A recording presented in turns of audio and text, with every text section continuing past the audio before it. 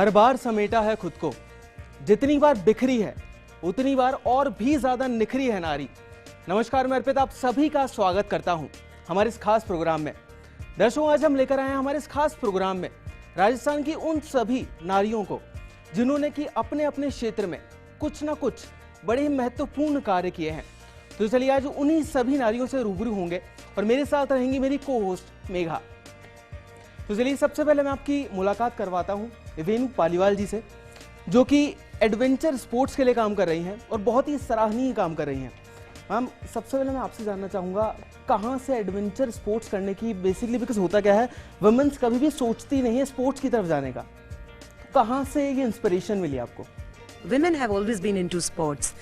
Yes, what I am doing is less heard of कि women करती हैं. I'm into biking and I'm doing and I ride a Harley Davidson.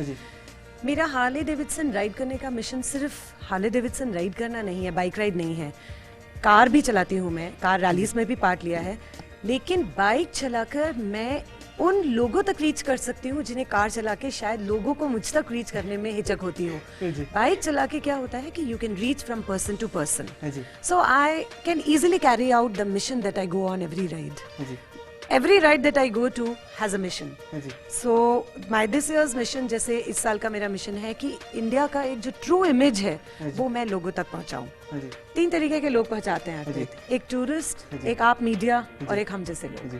So I'm just doing my duty to carry a true image. But एक चीज मैं आपसे जानना चाहूंगा, कभी आपको awkward फील नहीं हुआ being a woman? Because बहुत से लोग कहते हैं कि नहीं, ये काम तो सिर्फ और सिर्फ मर्दों का है, बाइकें चलाना, गाड़ियां दौड़ाना सड़कों पर। कभी awkward feeling नहीं है इस बारे में? नहीं, in fact it has been a great feeling and moreover great when you are recognized for it कि अच्छा, oh wow, आप बाइक भी चलाते हो apart from doing other works. Okay. So it's a greater feeling rather than awkwardness. It's a feeling of pride, it's a feeling of satisfaction that you can do something where you can reach out to people. जी, ऐसा कभी हुआ है कि किसी specific man ने, मतलब पुरुष प्रधान देश है हमारा, तो मैं कहना चाहूंगा किसी आदमी ने कभी आपसे कुछ टिप्स लिए हों कि मुझे थोड़े से टिप्स दे दीजिए आप बाइकिंग के? बहुत लेते हैं, ऐसी बात नहीं और है। या फिर आपने किसी को समझाया, वो बोले नहीं आप यहाँ पे एक्सीलेटर थोड़ा ज्यादा दे रहे हैं, आपको यहाँ पे ऐसे चलानी चाहिए? नहीं, ऑन रोड तो आप किसी को ऐसे नहीं बता सकते हो कि क्या करते हो, लेकिन हाँ, जब लोग आपको बाइक राइड करते हुए स्पेशली मुझे देख लेते हैं तो कई बार मुझे ये कॉम्प्लीमेंट मिलता है कि you are a better rider than many men, most men. So not about tips, but I have been talking about safe riding on other channels also and to people in general also कि safe riding कैसे होती है. Because एक होता है कि आप rash driving कर रहे हो, आप बिना हेलमेट के कर रहे हो, बिना गियर्स के कर रहे हो.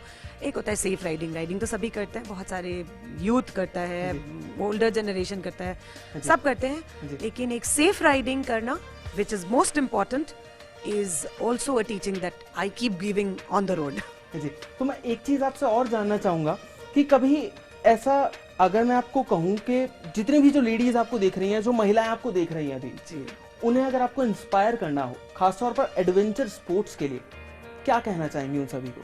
Just get out of the house and go. इसका सिर्फ किसी भी काम को करने का सिर्फ एक ही वर्ड है, get going. Get going, just उतर जाओ फील्ड में, चाहे वो ट्रैक हो, चाहे वो सेवा है या एनवायरनमेंट है, चाहे मेडिकल फील्ड है, कोई भी फील्ड है, you have to just get going. आपको सिर्फ उतरना है उस फील्ड में लगन के साथ, मन के साथ और पूरी श्रद्धा और शिद्दत के साथ. Thank you so much ma'am हमसे बात करने के लिए. मैं आपको बता दूं कि जिस तरह वेणु जी काम कर रही हैं एडवेंचर स्पोर्ट्स के लिए, वैसे ही निकिता जी हमारे साथ हैं, वो काम कर रही हैं एनवायरनमेंट को सेव करने के लिए. बिकॉज आजकल बहुत से लोगों का देखा जाता है कि लोग पेड़ के साथ सेल्फी जरूर पोस्ट करते हैं बट पेड़ कभी नहीं लगाते. तो मैं निकिता जी से जानना चाहूंगा कि निकिता जी, ये कहाँ से इंस्पिरेशन मिली आपको पेड़ लगाने की? मुझे बचपन से ही शौक था पेड़ पौधों का, गार्डनरिंग का, इन चीज़ों का, लेकिन उस टाइम इतनी समझ नहीं थी मेरे में कि इन्वायरमेंट भी एक चीज़ होती है, वो क्या चीज़ होती है. बस लगाव था पेड़ पौधों से बचपन में.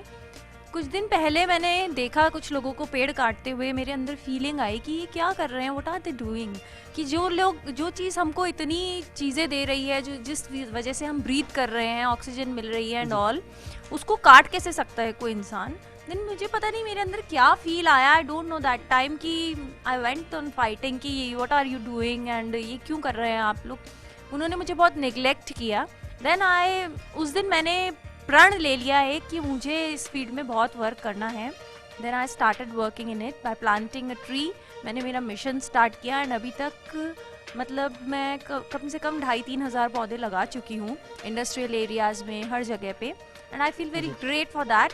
एंड आई पर्सनली फील कि प्लांट्स लगाने से ज़्यादा अवेयरनेस की ज़रूरत है, बिकॉज प्लांट्स लगाना इज़ नॉट एन एंड, उसको बचाना इज़ द मेन थिंग। जी जी निकिता जी, आपसे मैं जानना चाहूँगा कि बहुत बार ऐसा होता है, हम जब भी कोई काम करते हैं तो बहुत से लोग हमें डिस्करेज करने का काम करते हैं कि भाई आप ये क्या काम कर रहे हैं, आप क्यों दिन भर पेड़ों में लगे रहते हैं, और भी बहुत से काम है करने के लिए घर में आपके पास।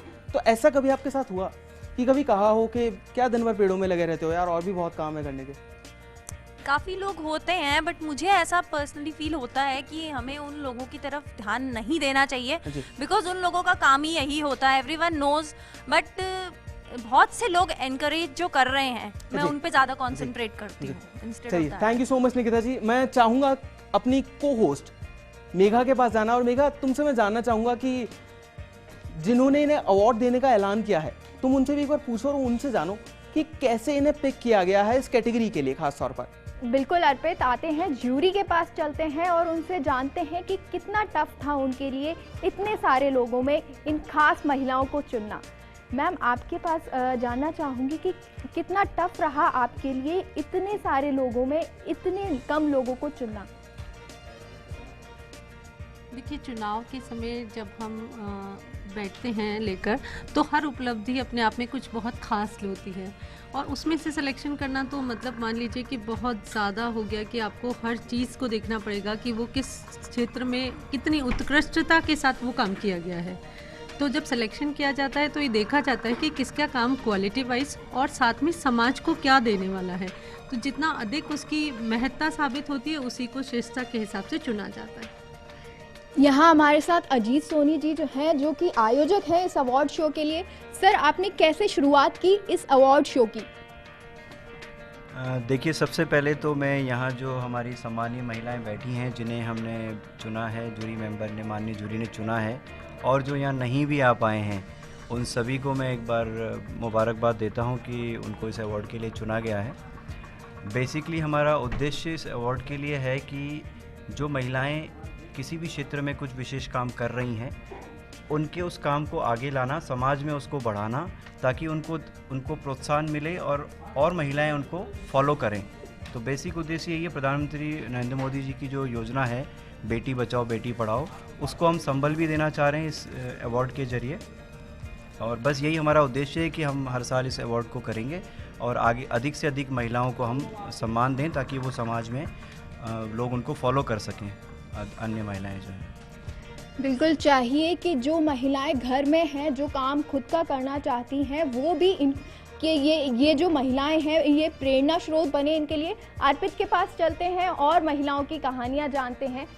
अर्पित, यस मेघा, अभी मेरे साथ एक और महिला है जो कि अपने क्षेत्र में बहुत ही शानदार काम कर रही हैं। ये हैं डॉक्टर सुमिला खंडेलवाल, जो कि एक सर्जन है।